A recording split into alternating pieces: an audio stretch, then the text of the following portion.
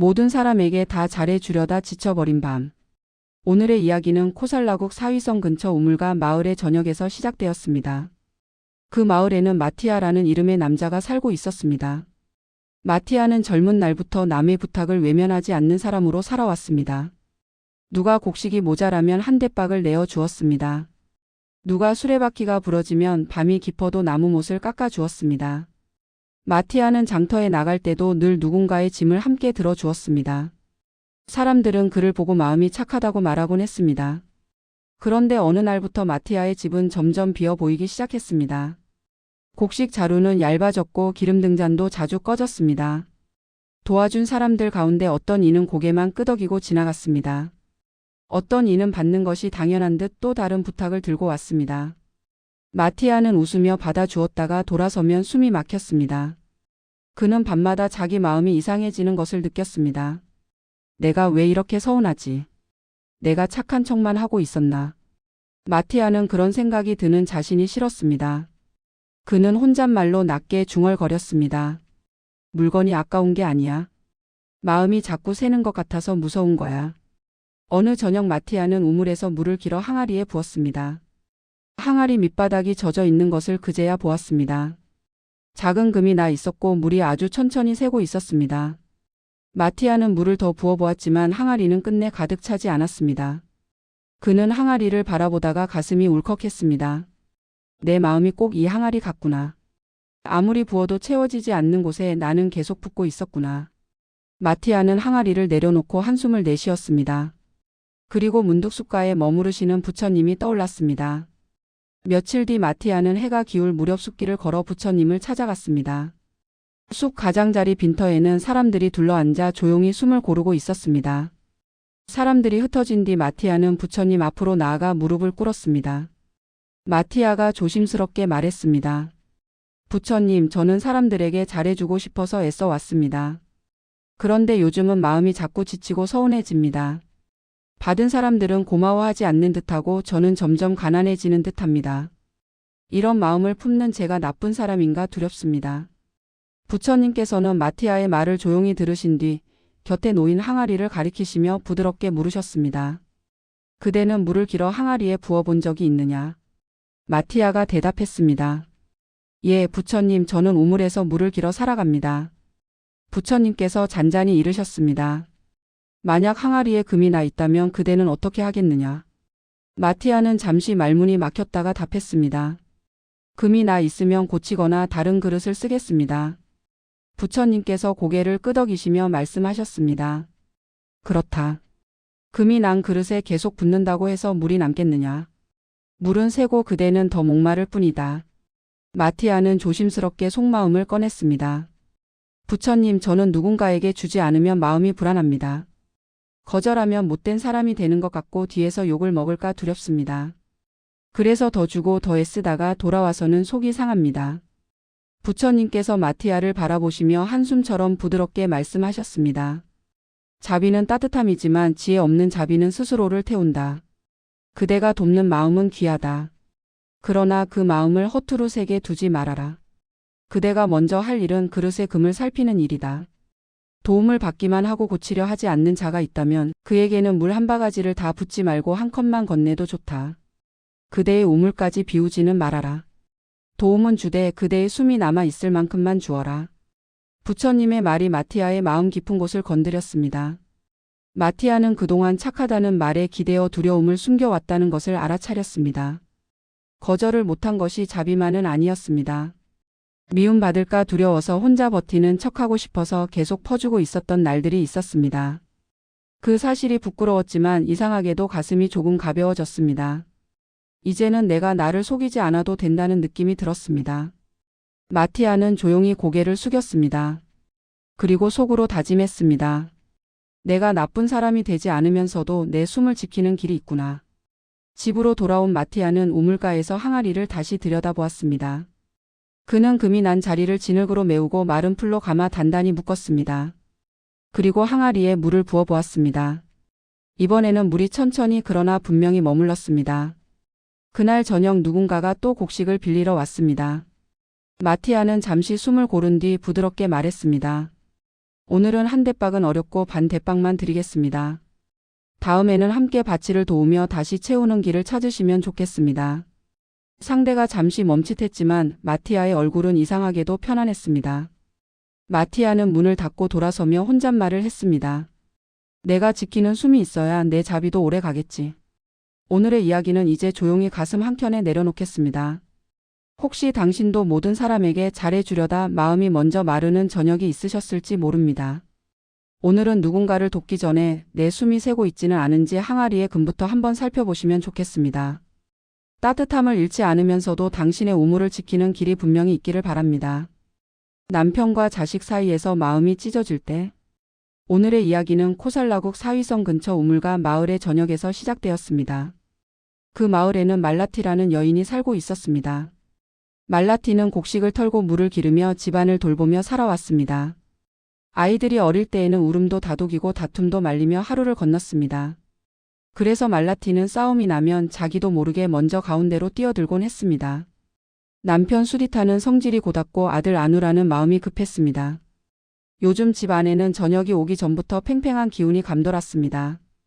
아누라는 장터의 상단을 따라 먼 길을 나서고 싶어 했습니다. 수디타는 집안의 밭일과 어른의 뜻을 먼저 지켜야 한다고 말했습니다. 두 사람의 말이 부딪힐 때마다 말라티의 가슴은 바싹 말랐습니다. 말라티는 두 사람 사이에 서서 그 말들을 다 받아내려고 했습니다. 그러다 보면 누구의 편도 되지 못한 채 둘에게 모두 미안해졌습니다. 말라티는 속으로 중얼거렸습니다.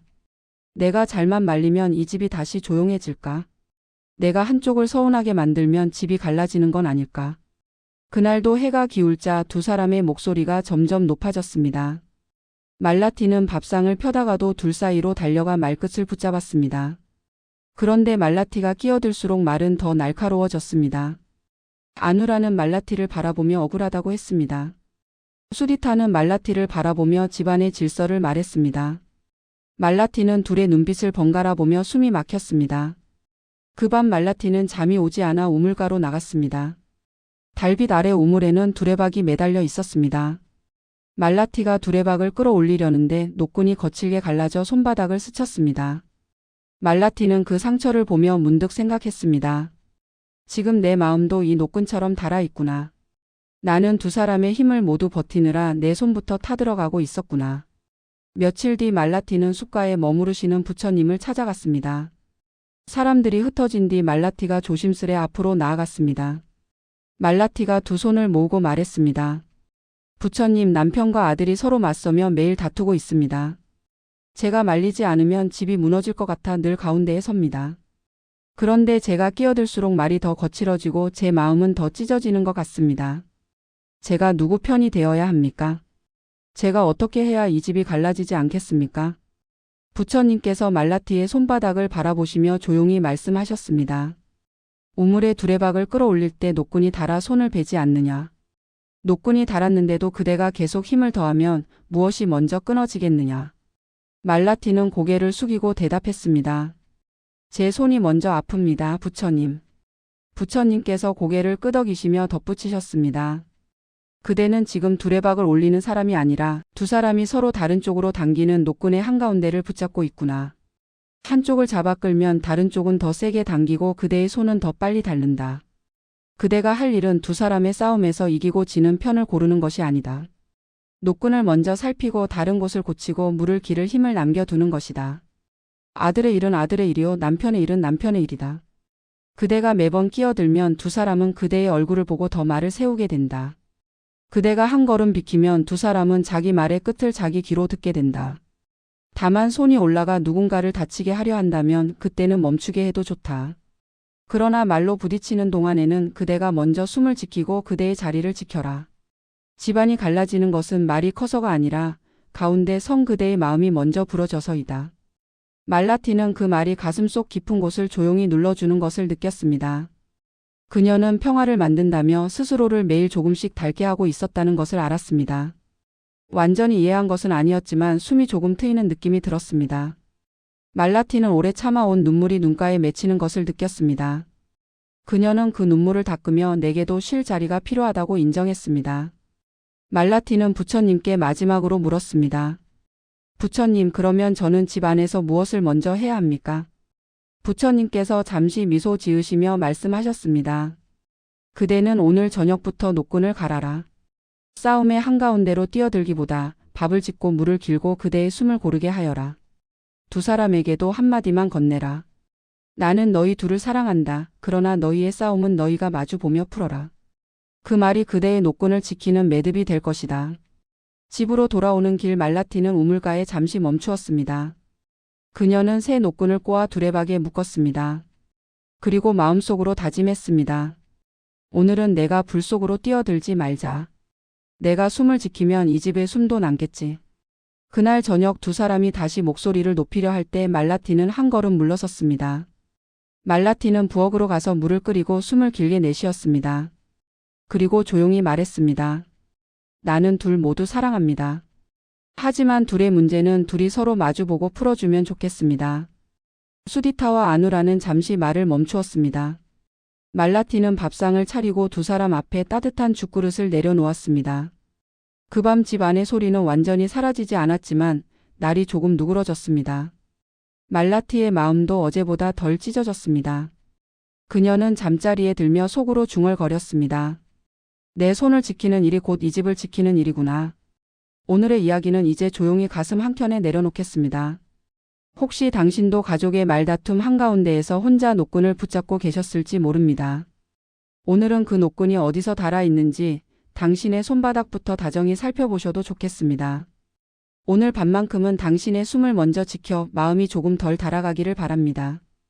내 인생만 안 풀리는 것 같을 때. 오늘의 이야기는 코살라국 사위성 근처 장터 마을의 전역에서 시작되었습니다. 그 마을에는 아난디아라는 남자가 살고 있었습니다. 아난디아는 아침부터 저녁까지 부지런히 움직이며 살아왔습니다. 그는 밭을 갈고 장터에 나가 남의 짐도 도우며 하루를 보냈습니다. 그런데 이상하게도 그의 손에는 남는 것이 적었습니다. 남들은 곡식이 늘고 집안이 넉넉해지는 듯 보였지만 아난디아의 삶은 늘 한 걸음씩 뒤로 밀리는 것 같았습니다. 비가 오면 아난디아의 밭부터 잠겼습니다. 바람이 불면 아난디아의 지붕부터 들썩였습니다. 장터에 나가면 좋은 자리는 늘 남에게 먼저 돌아갔습니다. 아난디아는 웃으려 했지만 마음 한쪽이 자꾸 서늘해졌습니다. 왜 나만 이렇게 안 풀리지?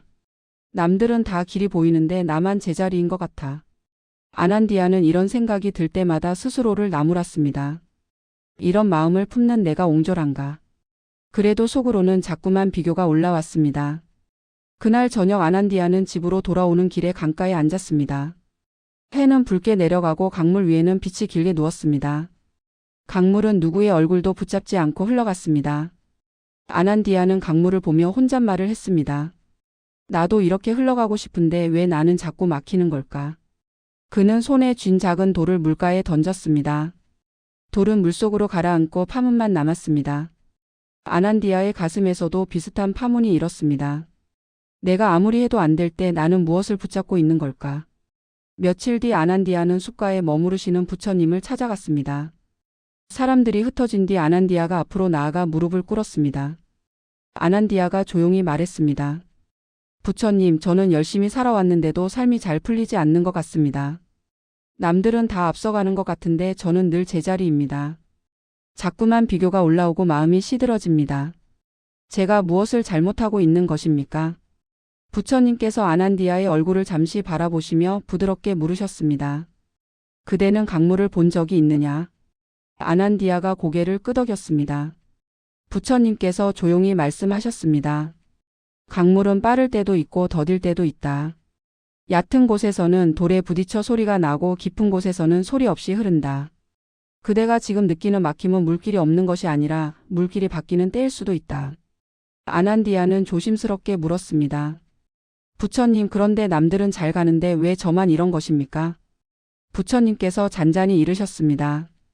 그대는 남의 물길과 그대의 물길을 같은 자리에서 비교하고 있구나. 남의 강은 햇빛을 받는 곳만 보이고 그대의 강은 그늘진 곳만 보이는 때가 있다. 비교는 그대의 눈을 좁히고 그대의 숨을 가쁘게 한다. 그대가 할 일은 남의 속도를 따라잡는 것이 아니라 오늘의 물길을 맑게 하는 것이다. 부처님께서 땅 위에 작은 모래를 손가락으로 가리키며 말씀을 이어가셨습니다. 강바닥에 돌이 너무 많이 쌓이면 물길이 더디고 탁해진다. 그대 마음에도 돌이 쌓여 있다. 남의 삶을 부러워하는 돌. 내가 뒤처졌다고 스스로를 때리는 돌. 모든 것이 빨리 풀려야 한다고 다그치는 돌. 그 돌을 한꺼번에 치우려 하지 말아라. 오늘은 가장 무거운 돌 하나만 내려놓아라. 그러면 물은 다시 조금씩 맑아진다. 아난디아의 가슴이 조금 풀리는 듯 했습니다. 그는 자신이 안 풀리는 인생이 아니라 다그치는 마음에 눌려 있었다는 것을 알아차렸습니다. 완전히 괜찮아진 것은 아니었지만 숨이 조금 트이는 느낌이 들었습니다. 아난디아는 조용히 고개를 숙였습니다. 그리고 부처님께 물었습니다. 부처님, 제가 오늘 내려놓을 돌 하나는 무엇이면 좋겠습니까? 부처님께서 부드럽게 말씀하셨습니다. 오늘은 남의 속도를 내려놓아라. 남이 얼마나 갔는지 보려는 눈을 잠시 거두어라. 그 대신 그대의 하루에 물 한 그릇을 맑게 하여라. 밥을 짓는 손이든 밭을 고르는 손이든 그 손에 숨을 한 번 더 얹어라. 그것이 그대의 물길을 다시 살린다. 집으로 돌아오는 길 아난디아는 장터의 소리를 지나며 걸었습니다. 그는 남의 짐을 보아도 예전처럼 가슴이 철렁하지 않았습니다. 그는 자기 호흡을 한번 들여다보았습니다. 그리고 마음속으로 조용히 말했습니다. 오늘은 남의 강을 보지 말자. 오늘은 내 물 한 그릇만 맑게 하자. 그날 밤 아난디아는 등잔불 아래에서 바구니를 하나 비웠습니다. 그는 내일 아침 밭에 나가기 전 숨을 한번 고르고 시작하겠다고 마음먹었습니다. 삶이 당장 바뀐 것은 아니었지만 어둠 속에서 길이 아주 조금 보이는 것 같았습니다. 오늘의 이야기는 이제 조용히 가슴 한켠에 내려놓겠습니다. 혹시 당신도 내 인생만 막히는 것 같아 마음이 서늘해지는 밤이 있으셨을지 모릅니다.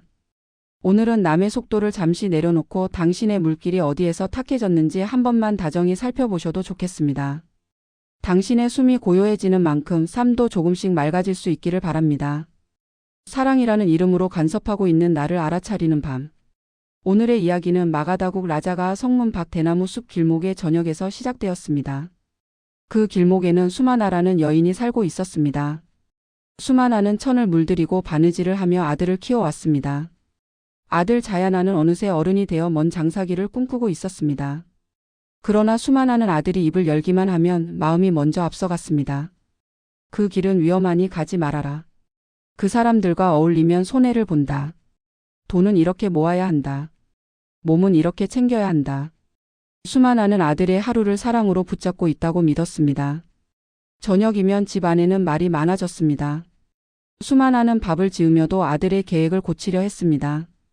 수마나는 옷을 개며도 아들의 버릇을 바로잡으려 했습니다. 자야나는 처음엔 고개를 끄덕였지만 점점 대답이 짧아졌습니다. 예, 알겠습니다. 괜찮습니다. 그러겠습니다. 말은 공손했지만 눈빛은 자꾸 문 밖으로 달아났습니다. 수마나는 그 눈빛을 볼 때마다 불안이 더 커졌습니다. 내가 가만히 있으면 이 아이가 넘어질 것 같아. 내가 붙들어야 해. 수마나는 그렇게 스스로를 다그쳤습니다. 어느 날 저녁 자야나는 짐을 싸다가 조용히 말했습니다. 어머니, 제 마음이 너무 답답합니다. 수마나는 그 말이 가슴을 찔렀습니다. 그녀는 곧바로 따지고 싶었지만 입술이 굳어버렸습니다. 나는 너를 위해 그러는 건데. 어째서 너는 내 마음을 모르는 거냐. 수마나는 속으로만 그렇게 중얼거렸습니다. 그날 밤 수마나는 등잔불 아래에서 바늘을 들고도 한 땀도 뜨지 못했습니다. 손에 힘을 주면 실이 끊어질까 두려운 것처럼 마음도 끊어질까 두려웠습니다. 며칠 뒤 수마나는 부처님께서 라자가하 근처 중림에 머무르신다는 소식을 들었습니다.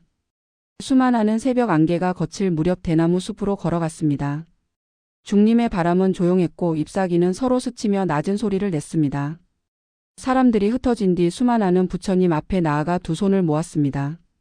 부처님, 저는 아들을 사랑합니다. 그런데 제 말이 많아질수록 아들은 멀어집니다. 제가 붙잡지 않으면 아이가 다칠 것 같아 밤마다 불안합니다. 사랑으로 하는 일인데 왜 집안이 더 답답해지는지 모르겠습니다. 부처님은 수마나의 얼굴을 잠시 바라보셨고 대나무 잎 끝에 맺힌 물방울을 가리키며 조용히 물으셨습니다. 그대는 새싹을 길러본 적이 있느냐? 수마나는 고개를 끄덕였습니다. 부처님은 부드럽게 이르셨습니다. 새싹이 나오면 사람들은 빨리 자라길 바라지. 그래서 잎을 손으로 펴주고 줄기를 잡아 올리려 한다. 그러나 새싹은 손길을 많이 받을수록 상처가 난다. 키운다고 잡아당기면 자라는 것이 아니라 꺾이는 법이다. 수만아는 숨을 삼켰습니다. 부처님은 수만아의 손을 바라보며 말을 이으셨습니다. 사랑이란 손을 대는 일이 아니라 자랄 자리를 마련하는 일이다. 물은 주어도 좋다. 그늘도 만들어 주어도 좋다. 하지만 매일 잎을 펴주려 들면 그대의 두려움이 새싹의 숨을 막는다. 수만아는 조심스레 말했습니다. 부처님, 저는 두려워서 더 말하고 더 챙깁니다. 제가 가만히 있으면 어머니 노릇을 못하는 것 같아 죄책감이 듭니다. 부처님은 고개를 천천히 저으시며 이르셨습니다. 어머니 노릇은 붙잡는 손이 아니다. 그대의 두려움을 아이의 목에 걸지 말아라. 그대가 해야 할 일은 간섭을 더하는 것이 아니라 마음을 다듬는 것이다. 오늘은 한 가지를 먼저 해보아라. 말하기 전에 숨을 한번 고르고 묻기 전에 귀를 먼저 열어라. 아이의 길을 대신 정하지 말고 아이가 스스로 길을 말하도록 기다려라. 그 말이 수만아의 가슴에 천천히 내려앉았습니다. 그녀는 자신이 아들을 위해서라 믿으며 사실은 불안을 달래기 위해 붙잡고 있었음을 알아차렸습니다. 아들이 넘어질까 두려워 손을 뻗었는데 그 손이 아들의 어깨를 무겁게 눌러왔다는 것도 보였습니다. 수만아는 갑자기 눈물이 났습니다. 미안하다. 내가 사랑을 두려움으로 바꿔 들고 있었구나. 그녀의 마음은 완전히 가벼워지진 않았지만 숨이 조금 트이는 느낌이 들었습니다. 수만아는 부처님께 다시 고개를 숙였습니다. 부처님, 저는 오늘 집에 돌아가 무엇부터 하면 좋겠습니까? 부처님은 잔잔히 미소 지으시며 이르셨습니다. 오늘 저녁 아이에게 길을 묻고 그 말 끝까지 들어라. 그대가 할 수 있는 가장 큰 도움은 아이의 숨을 살려두는 것이다. 사랑은 끈이 아니라 자리다. 수만아는 집으로 돌아오는 길에 대나무 숲을 다시 한번 바라보았습니다. 바람은 잎을 억지로 펴지 않았고 잎은 자기 방식대로 흔들리고 있었습니다. 집에 돌아온 수만아는 밥상을 차리며 입안에서 말들을 삼켰습니다. 그리고 자야나 앞에 앉아 조용히 물었습니다. 오늘 너는 어떤 길을 생각하고 있니? 자야나는 잠시 놀란 눈으로 어머니를 보았습니다. 수만아는 덧붙이고 싶은 말을 참으며 손에 힘을 풀었습니다. 자야나는 천천히 자신의 계획을 말하기 시작했습니다. 수만아는 중간에 고치려 들지 않고 그 말의 속도를 따라 숨을 고르며 들었습니다. 그 밤 집안의 답답함이 한 번에 사라지진 않았지만 공기가 조금 넓어졌습니다. 수만아는 마음속으로 혼잣말을 했습니다. 붙잡는 손을 내려놓는 것도 사랑이구나. 오늘의 이야기는 이제 조용히 가슴 한켠에 내려놓겠습니다. 혹시 당신도 사랑이라는 이름으로 누군가의 하루를 붙잡고 계셨을지 모릅니다. 오늘은 말 한마디를 더하기 전에 숨을 한번 고르고 그 사람의 말이 끝까지 머물 자리를 내어주셔도 좋겠습니다. 당신의 마음이 조금 덜 불안해지는 만큼 관계도 조금 더 편안해질 수 있기를 바랍니다. 아무 일도 없는데 마음이 불안한 밤. 오늘의 이야기는 바지국 베살리 근처 강가 나루터 마을의 전역에서 시작되었습니다. 그 마을에는 사란이라는 여인이 살고 있었습니다. 사란이는 나루터의 작은 자리를 펴고 약초와 마른 열매를 팔며 살림을 꾸려왔습니다. 사란이는 비가 오면 처마 밑으로 자리를 옮겼고 바람이 불면 천을 더 단단히 묶으며 하루를 지냈습니다. 겉으로 보기엔 별일이 없었지만 사란이의 마음은 요즘 자꾸만 먼저 달렸습니다. 장터값이 오르면 어쩌지? 아이들이 아프면 어쩌지? 내가 늙어 손이 느려지면 어쩌지? 사란이는 그런 생각이 올라올 때마다 스스로를 나무랐습니다. 별일도 없는데 내가 왜 이러나? 그런데 마음은 말을 듣지 않았습니다. 그날 저녁도 나루터의 배가 마지막 손님을 내려놓고 강물 위를 미끄러져 갔습니다. 사란이는 빈 광주리를 안고 집으로 돌아왔습니다. 집 안에는 등잔 하나와 물동이 하나가 조용히 놓여 있었습니다. 사란이는 밥을 지어 먹고도 마음이 놓이지 않았습니다. 사란이는 등잔불을 바라보며 혼잣말을 했습니다. 오늘도 무사했는데 왜 가슴이 이렇게 답답하지? 사란이는 자리에서 일어나 물동이를 들여다보았습니다. 낮에 길어온 물이었는데 바닥에 흙이 아직 가라앉지 못해 조금 탁했습니다. 사란이는 그 물을 괜히 손가락으로 휘저었습니다. 그러자 물은 더 흐려졌고 바닥은 더 보이지 않았습니다. 사란이는 멈칫했습니다. 내 마음도 지금 이 물 같구나. 가라앉을 틈을 주지 않고 내가 계속 휘젓고 있었구나. 며칠 뒤 사란이는 숲가에 머무르시는 부처님 소식을 들었습니다. 사란이는 새벽 강한개가 옅어질 무렵 나루터 길을 따라 숲으로 향했습니다. 숲 가장자리에는 사람들이 둘러앉아 조용히 말씀을 듣고 있었습니다. 사람들이 흩어진 뒤 사란이는 부처님 앞에 두 손을 모았습니다. 사란이가 조심스레 말했습니다. 부처님, 저는 별일이 없는 날에도 자꾸 불안해집니다. 걱정이 먼저 달려가서 숨이 짧아지고 밤이 오면 마음이 더 무거워집니다. 이러면 안 된다고 타이르는데도 생각이 멈추지 않습니다. 제가 무엇을 붙잡고 있기에 이렇게 흔들리는 것입니까? 부처님께서는 사란이의 얼굴을 잠시 바라보시며 곁에 놓인 물그릇을 가리키셨습니다. 그대는 물을 길어와 그릇에 담아 본 적이 있느냐? 길어온 물이 탁할 때 그대는 어떻게 하느냐? 사란이가 대답했습니다. 저는 바닥이 보일 때까지 자꾸 들여다보고 만지게 됩니다. 부처님께서 조용히 이르셨습니다. 그대가 손을 넣어 휘젓는다면 물은 맑아지느냐? 사란이는 고개를 저었습니다. 아닙니다. 더 탁해집니다. 부처님께서 잔잔히 이어 말씀하셨습니다. 그렇다. 물은 가라앉을 때 맑아진다. 가라앉을 틈을 주지 않으면 맑아질 수 없다. 불안도 이와 같다. 그대가 걱정에 손을 넣어 휘저을수록 마음은 더 흐려진다. 그대는 미래를 준비한다면서 사실은 두려움을 만지고 있구나. 준비는 한 걸음이면 되고 두려움은 10걸음을 달린다. 오늘은 두려움에 손을 내려놓고 물이 가라앉을 자리를 내어주어라. 사란이는 숨을 삼켰습니다.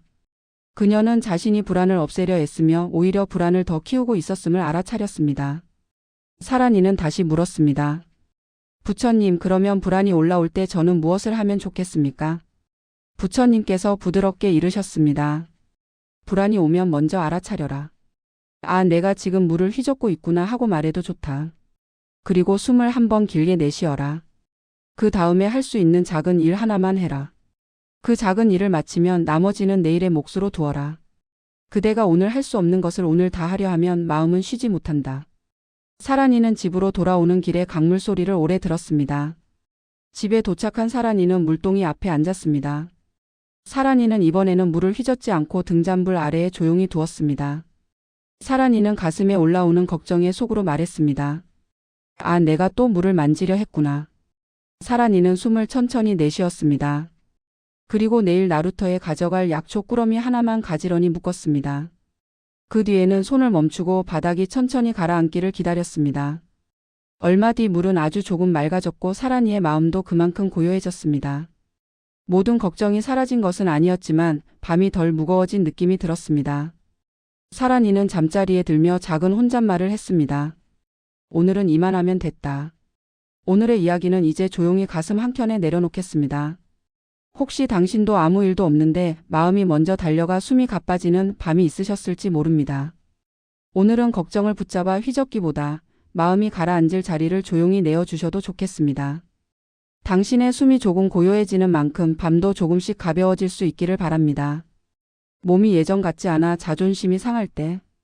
오늘의 이야기는 마가다국 날란다로 이어지는 먼지 길목의 저녁에서 시작되었습니다. 그 길목에는 단미카라는 수레장이가 살고 있었습니다. 단미카는 나무를 다듬고 쇠퇴를 끼워 수레바퀴를 만들며 많은 사람들의 길을 도왔습니다. 젊은 날 단미카는 바퀴 하나를 혼자 들어 올리고도 수만 번 고르고 웃을 수 있었습니다. 하지만 요즘 단미카의 손목은 자주 저렸고 어깨는 밤이면 뻐근했습니다. 그는 낮에 괜찮은 척했지만 혼자 남으면 마음이 서늘해졌습니다. 내 몸이 왜 이렇게 느려졌지? 예전 같지 않은데도 나는 예전처럼 해야 한다고 버티고 있구나. 그날 저녁에도 단미카는 공방 앞에서 낡은 수레를 살피고 있었습니다. 이웃 상인이 다급히 찾아와 말했습니다. 단미카님, 내일 새벽에 길을 나서야 하는데 바퀴가 흔들립니다. 단미카는 고개를 끄덕이며 대답했습니다. 걱정 마십시오. 제가 고쳐드리겠습니다.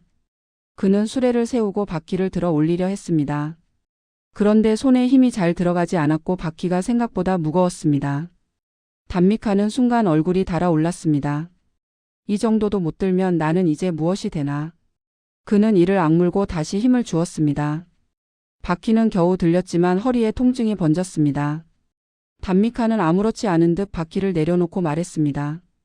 조금만 기다리십시오. 상인은 고맙다며 돌아갔지만 단미카의 가슴은 이상하게 작아졌습니다. 저녁 바람이 공방에 톱밥을 일으켜 세웠습니다. 그 바람 속에서 젊은 품꾼들이 수레를 거뜬히 밀고 지나갔습니다.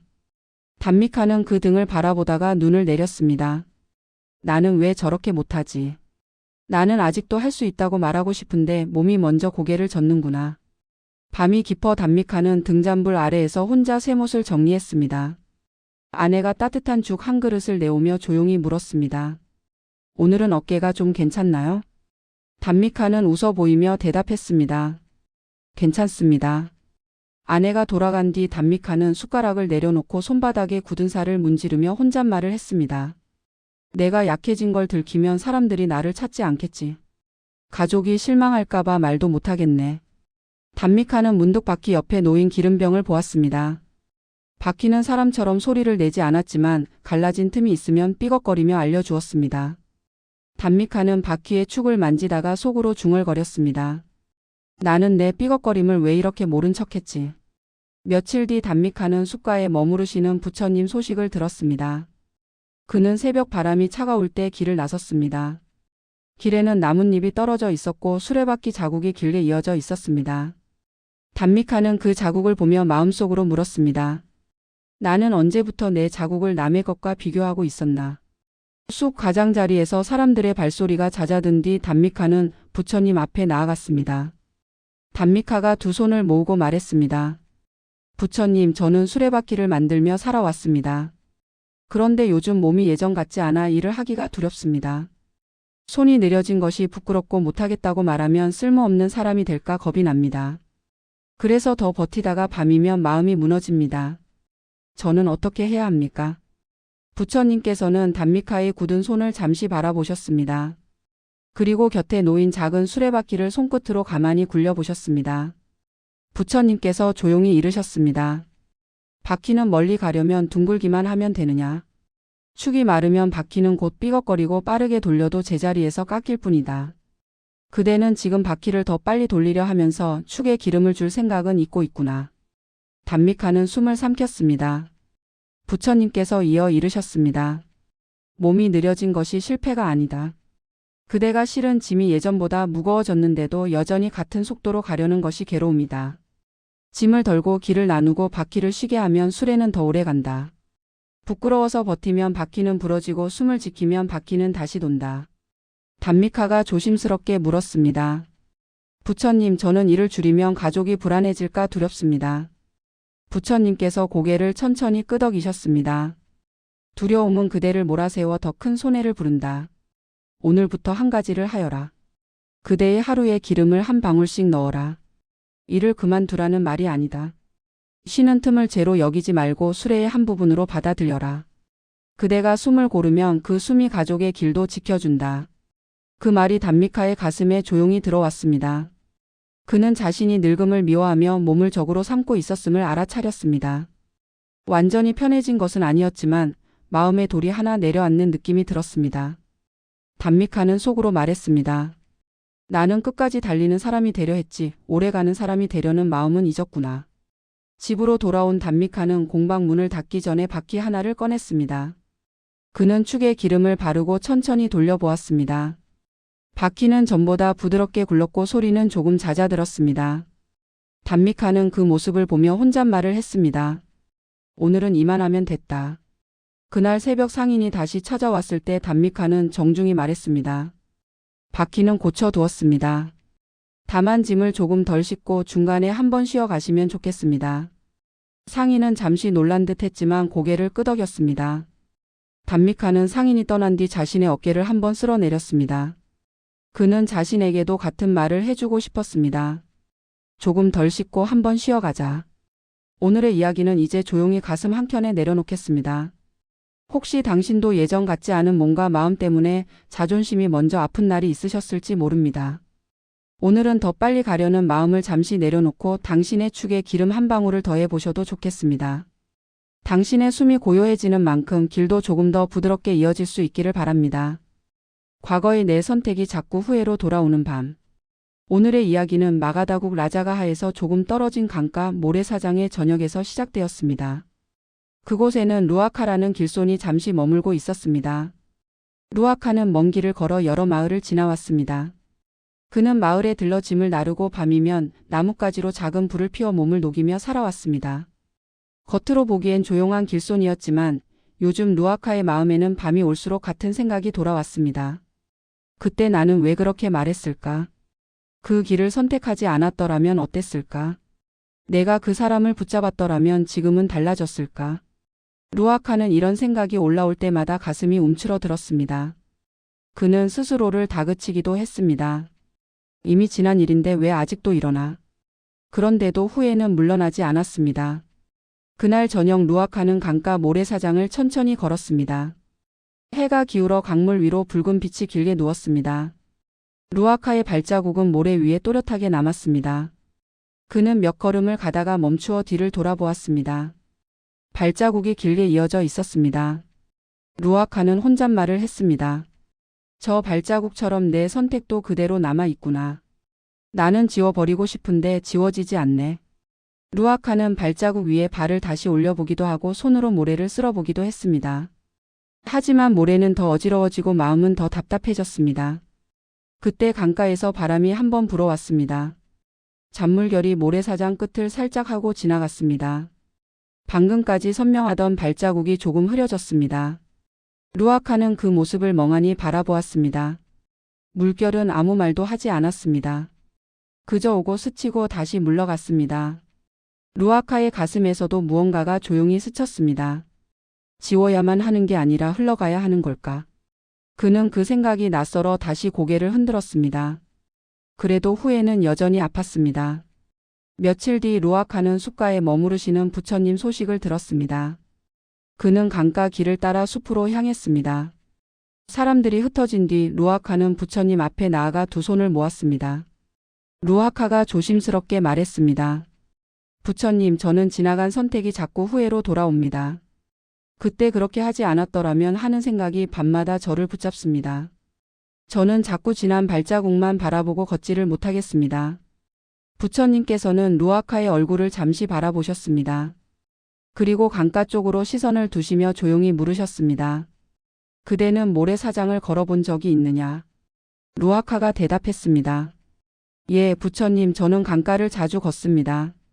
부처님께서 잔잔히 이르셨습니다. 그대가 걸으면 발자국이 남는다. 그 발자국을 지우려고 손으로 모래를 헤치면 어떻게 되느냐? 루아카는 잠시 머뭇거리다 대답했습니다. 더 어지러워집니다. 부처님께서 부드럽게 이르셨습니다. 그렇다. 발자국은 지우려고 할수록 마음이 더 어지러워진다. 물결은 발자국을 미워하지 않는다. 그저 오고 가며 모래를 고르게 할 뿐이다. 후회도 이와 같다. 그대가 후회를 미워하며 붙잡으면 그 마음은 더 깊이 찍힌다. 그러나 그대가 다음 발을 내디디면 삶은 물결처럼 흐름을 만들고 길은 다시 이어진다. 루아카는 속으로 뜨거운 것이 올라오는 것을 느꼈습니다. 그는 조심스레 말했습니다. 부처님, 저는 후회가 너무 선명해서 앞으로 나아갈 용기가 없습니다. 부처님께서 잔잔히 이르셨습니다. 용기는 후회를 없애는 것이 아니다. 후회를 품은 채로도 한 걸음을 내딛는 것이다. 그대는 지난 발을 지우려 하며 오늘의 발까지 묻고 있구나. 오늘은 하나만 해보아라. 지우려 하지 말고 다음 발을 조용히 놓아라. 그리고 그 발이 어디에 놓였는지 숨을 고르며 느껴보아라. 그것이 그대의 길을 다시 만들 것이다. 그 말에 루아카의 가슴이 조금 풀리는 듯 했습니다. 그는 자신이 후회를 없애려 애쓰며 오히려 오늘을 놓치고 있었음을 알아차렸습니다. 완전히 괜찮아진 것은 아니었지만 숨이 조금 트이는 느낌이 들었습니다. 루아카는 부처님께 고개를 숙였습니다. 부처님, 저는 오늘부터 무엇을 기억하며 걸으면 좋겠습니까? 부처님께서 부드럽게 이르셨습니다. 그대의 발은 언제나 지금에 놓인다. 지난 발을 바꿀 수는 없지만 다음 발은 그대가 선택할 수 있다. 그러니 오늘의 발을 함부로 놓지 말아라. 후회는 그대에게 길을 가르쳐 주는 바람이고 다음 발은 그 바람을 따라 걷는 몸이다. 루아카는 다시 강가로 돌아왔습니다. 그는 모래사장에 서서 한동안 숨을 내쉬었습니다. 그리고 발자국을 지우려 하지 않았습니다. 그는 그저 다음 한 걸음을 천천히 내딛었습니다. 강물은 잔잔히 흐르고 물결은 모래 끝을 부드럽게 만지고 지나갔습니다. 루아카는 마음속으로 혼잣말을 했습니다. 지우지 말자. 다음 발을 잘 놓자. 그날 밤 루아카는 작은 불 옆에 앉아 내일 갈 길을 조용히 정했습니다. 후회는 여전히 어딘가에 남아 있었지만 그것이 전부는 아니었습니다. 그는 다시 걷고 있었습니다. 오늘의 이야기는 이제 조용히 가슴 한켠에 내려놓겠습니다. 혹시 당신도 지난 선택이 자꾸 떠올라 마음이 무거워지는 밤이 있으셨을지 모릅니다. 오늘은 지우려 애쓰기보다 당신의 다음 발이 어디에 놓일지 조용히 바라보셔도 좋겠습니다. 당신의 숨이 고요해지는 만큼 길도 조금씩 부드럽게 이어질 수 있기를 바랍니다. 내가 너무 예민해진 것 같아 스스로가 싫어질 때. 오늘의 이야기는 바지국 배살리 근처 약초밭의 전역에서 시작되었습니다. 그곳에는 아누라라는 약초꾼이 살고 있었습니다. 아누라는 새벽마다 밭을 돌며 잎을 따고 뿌리를 말려 마을 사람들에게 약초를 내어 주었습니다. 비가 오면 젖은 풀을 털어 널었고 바람이 불면 항아리 뚜껑을 더 단단히 덮어두었습니다. 그런데 요즘 아누라의 마음은 작은 소리에도 먼저 날이 섰습니다. 사람이 한마디만 길게 해도 가슴이 답답해졌습니다. 아이들이 문을 쾅 닫기만 해도 눈썹이 먼저 찌푸려졌습니다. 아누라는 스스로를 달래보려 했지만 자꾸만 말을 세게 뱉고 나서야 멈추곤 했습니다. 왜 이렇게 예민해졌지? 나는 왜 이렇게 못나졌지? 그날 저녁에도 마을 여인이 약초를 찾으러 왔습니다. 여인은 조심스레 말했습니다. 아누라님, 지난번에 주신 풀은 먹기 너무 써서요. 아누라는 순간 목이 탁 막혔습니다. 그냥 참고 드시면 됩니다. 아누라는 그렇게 말해 버리고서 자신도 놀랐습니다. 여인은 더 묻지 못하고 고개만 숙인 채 돌아갔습니다. 아누라는 뒤늦게 속이 뜨거워졌습니다. 나는 왜 저 사람에게 그렇게 차갑게 굴었지? 그는 밭둑에 앉아 손바닥으로 얼굴을 가렸습니다. 예민함이 올라오는 것도 싫고 예민해진 자신을 미워하는 것도 더 싫었습니다. 밤이 깊자 아누라는 등잔불 아래에서 약초 꾸러미를 묶었습니다. 줄이 손끝에 스치기만 해도 짜증이 치밀었습니다. 아누라는 혼잣말을 했습니다. 이러다 나는 사람을 다 잃겠네. 그러나 또 다른 마음이 속삭였습니다. 그래도 나는 왜 이렇게까지 되었을까? 아누라는 그 물음에 답을 찾지 못한 채 쓴 약초 냄새만 맡고 있었습니다. 며칠 뒤 아누라는 숲가에 머무르시는 부처님 소식을 들었습니다. 그는 해가 기울 무렵 숲으로 향했습니다. 숲 가장자리에 사람들이 흩어진 뒤 아누라는 부처님 앞에 두 손을 모았습니다. 아누라가 조심스럽게 말했습니다. 부처님, 요즘 저는 너무 예민해졌습니다. 사람들이 한마디만 해도 마음이 먼저 따갑게 반응합니다. 그러고 나면 제가 싫어지고 밤마다 후회가 쌓입니다. 저는 왜 이렇게 되었습니까? 부처님께서는 아누라의 손에 묻은 풀가루를 잠시 바라보셨습니다. 부처님께서 조용히 물으셨습니다. 그대는 약을 다려본 적이 있느냐? 아누라가 대답했습니다. 예, 부처님, 저는 매일 약초를 다립니다. 부처님께서 잔잔히 이르셨습니다. 쓴 풀을 물에 넣고 불을 올리면 곧바로 약이 되느냐? 아누라는 고개를 저었습니다. 아닙니다. 시간이 필요합니다. 부처님께서 부드럽게 이르셨습니다. 그렇다. 쓴맛은 나쁜 것이 아니라 몸이 무엇을 필요로 하는지 알려주는 맛이다.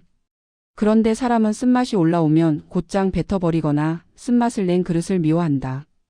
예민함도 이와 같다. 예민함은 그대가 약해졌다는 증거가 아니라 마음이 지금 무엇을 견디고 있는지 알려주는 맛이다. 아누라는 숨을 삼켰습니다. 그는 조심스럽게 물었습니다. 부처님, 그러면 저는 이 예민함을 없애야 합니까? 부처님께서 고개를 천천히 저으시며 이르셨습니다. 없애려 들면 더 날이 선다. 쓴 약을 억지로 삼키려 하면 목이 더 아프듯 예민함을 미워하면 마음이 더 따갑다. 그대에게 필요한 것은 없애는 손이 아니라 다리는 시간이다. 예민함이 올라오면 먼저 알아차려라. 아, 지금 내 마음에 쓴맛이 올라왔구나 하고 말해도 좋다. 그리고 말보다 숨을 먼저 길게 내쉬어라. 숨이 한번 고요해지면 그 다음에 할 말이 달라진다. 아누라는 고개를 숙인 채 한동안 움직이지 못했습니다. 그는 자신이 예민함을 미워하며 사실은 지친 마음을 더 몰아붙이고 있었음을 알아차렸습니다. 사람들에게 친절해야 한다고 다그치면서 정작 자기 마음에는 한 번도 쉬는 불을 주지 않았다는 것도 보였습니다. 아누라의 가슴은 완전히 가벼워지진 않았지만 딱딱하게 굳었던 곳이 조금 풀리는 느낌이 들었습니다. 그는 속으로 조용히 중얼거렸습니다.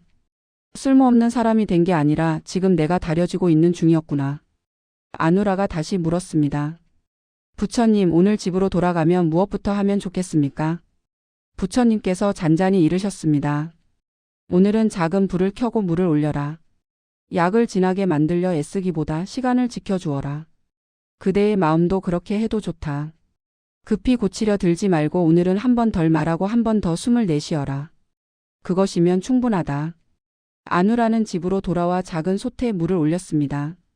그는 쓴 약초를 넣고도 서두르지 않았습니다. 불이 너무 세지 않도록 조절했고 김이 오를 때마다 숨을 길게 내쉬었습니다. 마을 여인이 떠올랐지만 아누라는 자신을 몰아세우지 않았습니다. 내일은 내가 먼저 부드럽게 말을 건네보자. 아누라는 그렇게 마음속으로만 다짐했습니다. 물은 천천히 달아올랐고 쓴맛도 서서히 풀려나왔습니다. 아누라는 그 향을 맡으며 혼잣말을 했습니다. 오늘은 시간을 지켜줬다. 그날 밤 예민함이 사라진 것은 아니었지만 자신을 미워하는 마음이 조금 덜어졌습니다. 오늘의 이야기는 이제 조용히 가슴 한켠에 내려놓겠습니다. 혹시 당신도 예민해진 자신이 싫어져 마음이 더 아픈 밤이 있으셨을지 모릅니다. 오늘은 그 예민함을 나쁘다 하지 말고 마음이 다려질 시간을 조용히 내어주셔도 좋겠습니다. 당신의 숨이 한번 고요해지는 만큼 말도 마음도 조금씩 부드러워질 수 있기를 바랍니다. 좁아진 마음 때문에 사이가 먹먹해질 때 오늘의 이야기는 코살라국 사위성에서 멀지 않은 비 내리는 나루터의 저녁에서 시작되었습니다. 그 나루터에는 바루나라는 사공이 살고 있었습니다. 바루나는 강을 건너는 사람들을 태우고 짐을 싣고 배를 조용히 몰며 하루를 이어오셨습니다. 비가 오는 날이면 그는 돛줄을 더 단단히 묶고 녹아젖지 않도록 천으로 덮어두곤 하였습니다. 그런데 요즘 바루나의 마음은 물살보다 더 자주 흔들렸습니다. 바루나에게는 오래 함께 지낸 아내 사라다가 있었습니다. 사라다는 장터에서 작은 물건을 사오며 집 살림을 돌보았습니다. 두 사람은 크게 싸우는 일은 없었지만 요즘은 말끝이 자주 딱딱해졌습니다. 사라다가 무심히 한마디만 해도 바루나는 마음이 좁아지는 듯 했습니다.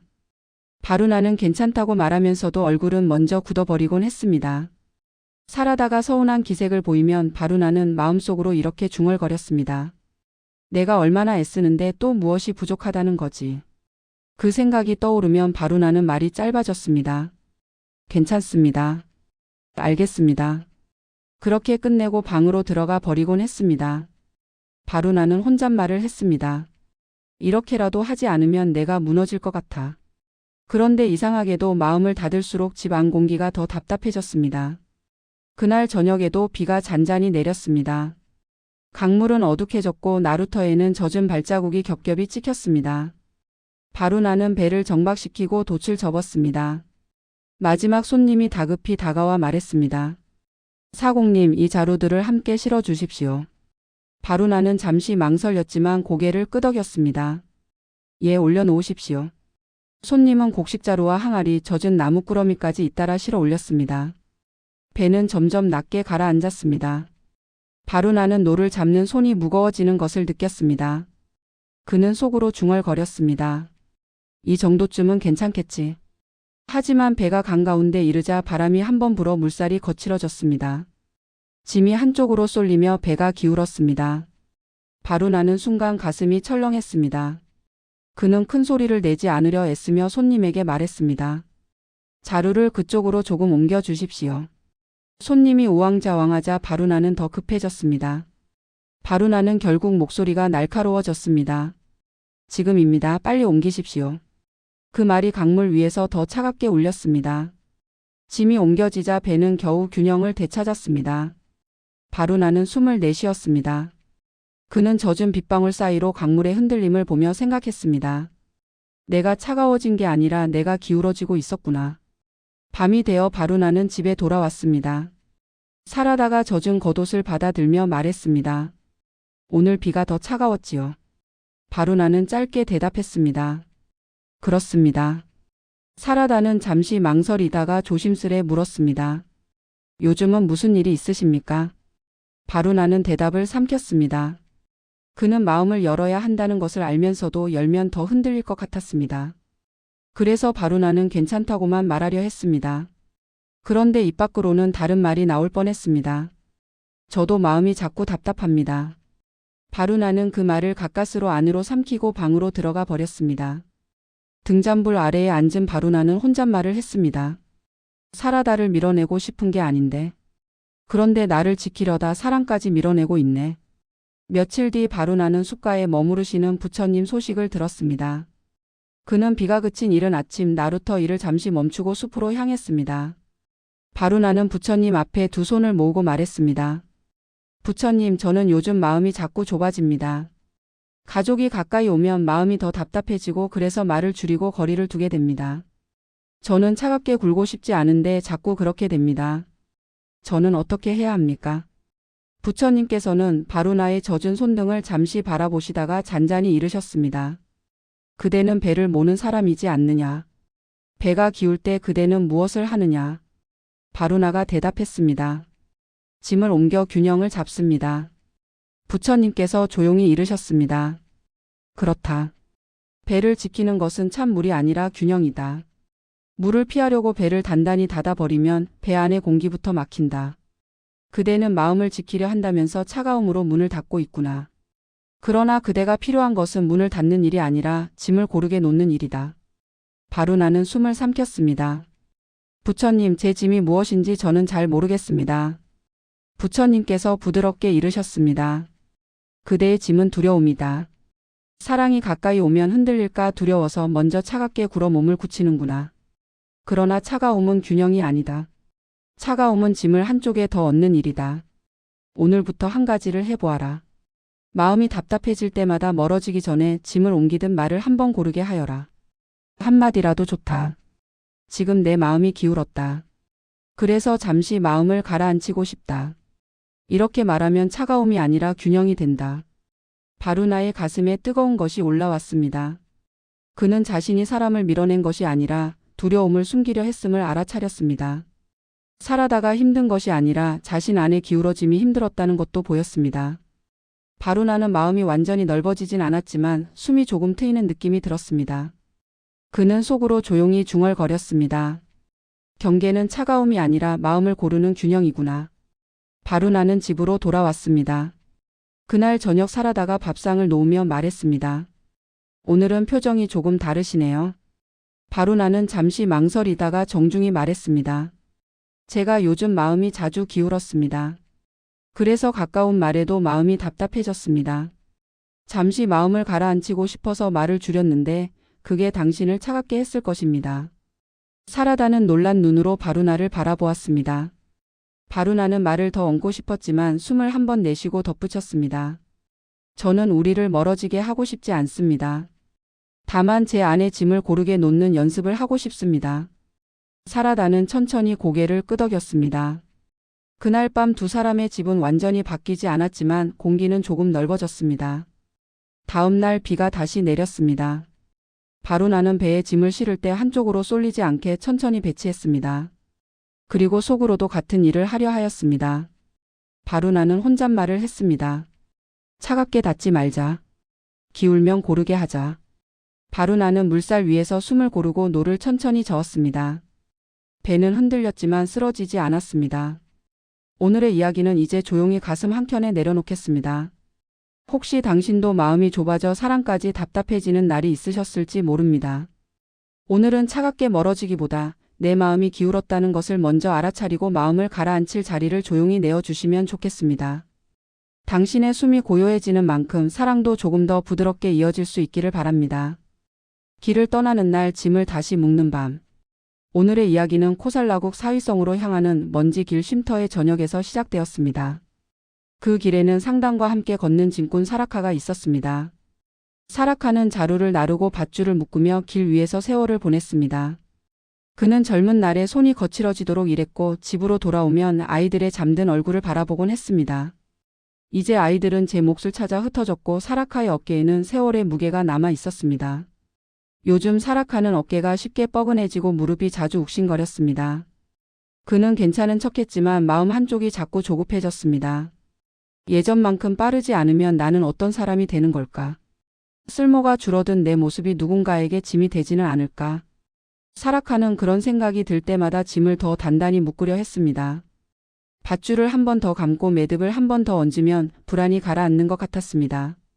그런데 매듭이 늘수록 짐은 더 거칠게 흔들렸습니다. 그날도 비가 내린 뒤라 길은 질척했습니다. 옆에서 걷던 젊은 짐꾼이 조심스럽게 말했습니다. 사라카님, 매듭이 너무 많으면 풀기도 어렵습니다. 사라카는 마음이 뻣뻣해져 짧게 대답했습니다. 괜찮다. 젊은 짐꾼은 더 말하지 못하고 고개를 숙였습니다. 사라카는 그 모습을 보고도 시선을 돌렸습니다. 그는 혼잣말을 했습니다. 나는 흔들리면 안 된다. 나는 뒤처지면 안 된다. 상단이 강가를 건너기 전 모두가 짐을 잠시 내려놓았습니다. 사라카는 수레에서 자루를 내리려다가 손이 밧줄에 걸려 멈칫했습니다. 매듭들이 서로 엉켜 있어 한 번에 풀리지 않았습니다. 그는 조급해져 밧줄을 세게 당겼습니다. 매듭은 더 조여들고 줄은 손바닥을 아프게 긁었습니다. 내가 잘하려고 했는데 왜 더 꼬이기만 하지? 그때 짐 한쪽이 미끄러져 흙바닥에 떨어졌고 곡식이 조금 새어나왔습니다. 사라카는 얼굴이 달아오르는 것을 느꼈습니다. 그는 속으로 중얼거렸습니다. 내가 망가지는 걸 들키면 어쩌지? 그날 밤 사라카는 쉼터 뒤편에서 혼자 밧줄을 정리했습니다. 불빛 아래에서 매듭들은 마치 지난날의 걱정처럼 복잡하게 얽혀 있었습니다. 사라카는 마음이 답답해져 잠을 이루지 못했습니다. 나는 짐을 지키는 걸까 아니면 불안을 지키는 걸까? 며칠 뒤 상단은 숲가를 지났고 그곳에는 사람들이 둘러앉아 있었습니다. 사라카는 그 한가운데 계신 부처님을 알아보았습니다. 사람들이 흩어진 뒤 사라카는 조심스럽게 앞으로 나아갔습니다. 사라카는 두 손을 모으고 말했습니다. 부처님, 저는 짐을 더 단단히 묶을수록 마음이 더 불안해집니다. 흔들리지 않으려고 애쓰는데 제 삶이 자꾸 꼬이는 것 같습니다. 저는 어떻게 해야 합니까? 부처님께서는 사라카의 손바닥에 남은 붉은 자국을 바라보시고 잔잔히 물으셨습니다. 그대는 밧줄을 왜 묶느냐? 사라카는 대답했습니다. 짐이 떨어지지 않게 하려고 묶습니다. 부처님께서 조용히 이르셨습니다. 그렇다. 매듭은 붙잡기 위해 있는 것이 아니라 길을 가기 위해 있는 것이다. 불안할수록 매듭을 더 얹으면 줄이 뻣뻣해지고 풀 때 상처가 난다. 지키려는 마음이 지나치면 짐도 마음도 한쪽으로 더 기운다. 사라카는 고개를 숙였습니다. 부처님, 저는 놓치면 안 된다는 마음이 큽니다. 부처님께서 부드럽게 이르셨습니다. 놓치지 않으려는 마음이 곧 두려움이 된다. 두려움은 매듭을 늘리지만 길을 늘리지 못한다. 필요한 때에는 풀고 다시 묶고 다시 걸어도 좋다. 그대가 해야 할 일은 더 묶는 것이 아니라 고르게 묶는 것이다. 숨을 한번 고르고 매듭을 하나만 살펴보아라. 지금 그대가 꼭 지켜야 할 짐이 무엇인지 먼저 알아보아라. 나머지는 잠시 내려놓아도 좋다. 내려놓는다고 해서 그대가 사라지는 것이 아니다. 사라카의 마음이 조금 풀리는 듯 했습니다. 그는 젊은 짐꾼에게 퉁명스럽게 말했던 순간을 떠올렸습니다. 사라카는 부끄러움과 고마움이 함께 올라오는 것을 느꼈습니다. 그는 조심스럽게 물었습니다. 부처님, 그러면 저는 무엇을 기준으로 묶어야 합니까? 부처님께서 잔잔히 이르셨습니다. 그대가 끝까지 지키고 싶은 마음 하나를 매듭으로 삼아라. 그 마음이 있다면 짐이 가벼워져도 길은 무너지지 않는다. 그리고 곁에 있는 이들에게는 차갑게 등을 보이지 말아라. 오늘은 내가 조급했다. 내일은 조금 고르게 하겠다. 이 한마디가 매듭을 다시 곧게 한다. 사라카는 길로 돌아와 그날 저녁 밧줄을 풀어 엉킨 매듭을 하나씩 정돈했습니다. 쓸데없이 여러 번 감아둔 줄을 걷어내고 꼭 필요한 곳만 단단히 묶었습니다. 그는 남는 밧줄 한 가닥을 젊은 짐꾼에게 건네주었습니다. 사라카는 정중히 말했습니다. 아께는 내가 조급했습니다. 당신의 말이 맞았습니다. 젊은 짐꾼은 조용히 대답했습니다. 괜찮습니다. 사라카는 그 한마디에 마음이 누그러지는 것을 느꼈습니다. 그날 밤 모닥불 옆에서 사라카는 집에 두고 온 가족의 얼굴을 떠올렸습니다. 그는 마음속으로 작은 약속을 했습니다. 돌아가면 더 단단히 붙잡기보다 더 고르게 살아보자. 먼저 차갑게 닿기보다 내 마음이 기울었다고 말해보자. 사라카는 손바닥의 상처에 천을 감고 조용히 눈을 감았습니다. 다음 날 사라카는 흔들릴 때마다 더 세게 당기지 않고 잠시 멈추어 짐을 고르게 한 뒤 다시 걸었습니다. 사라카는 마음속으로 중얼거렸습니다. 버리는 게 아니라 정돈하는 거다. 붙잡는 게 아니라 길을 위한 매듭이다. 오늘의 이야기는 이제 조용히 가슴 한켠에 내려놓겠습니다. 혹시 당신도 불안할수록 더 단단히 붙잡고 싶어 마음이 답답해지는 밤이 있으셨을지 모릅니다. 오늘은 매듭을 하나 더 얹기보다 지금 꼭 지키고 싶은 마음 하나가 무엇인지 먼저 살펴보셔도 좋겠습니다. 나머지는 잠시 내려놓아도 괜찮다는 것을 당신 스스로에게 조용히 허락해 주시면 좋겠습니다. 당신의 마음이 고르게 놓이는 만큼 길도 다시 부드럽게 이어질 수 있기를 바랍니다.